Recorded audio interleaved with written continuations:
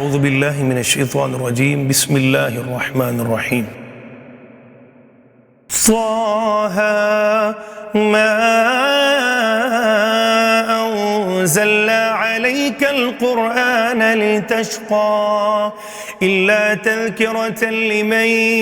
يخشى تنزيلا ممن خلق الأرض والسماوات العلى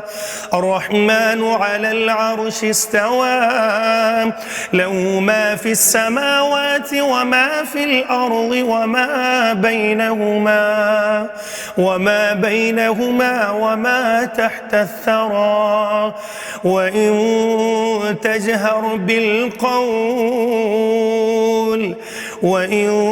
تجهر بالقول فإنه يعلم السر وأخفى الله لا إله إلا هو له الأسماء الحسنى. وهل أتاك حديث موسى إذ رأى نارا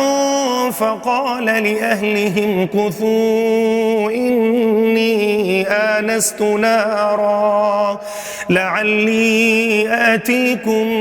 منها بقبس أو أجد على النار هدى فلما أتاها نودي يا موسى إني أنا ربك فاخلع عليك إنك بالواد المقدس طوى وأنا اخترتك فاستمع لما يوحى إنني أنا الله لا إله إلا أنا فاعبدني وأقم الصلاة لذكري إن الساعة آتية أكاد أخفيها لتجزى كل نفس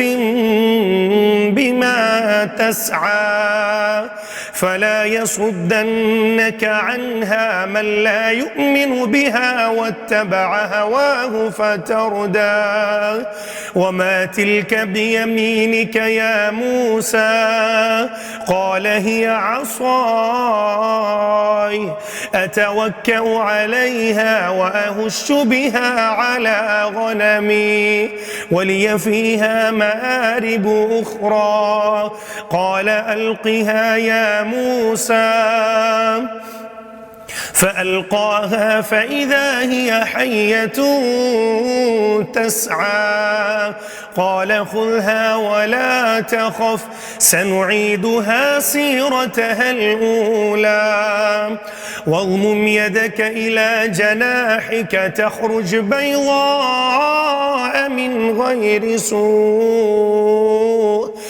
غير سوء آية أخرى لنريك من آياتنا الكبرى اذهب إلى فرعون إنه طغى قال رب اشرح لي صدري ويسر لي أمري واحلل عقدة من لساني يفقه قولي.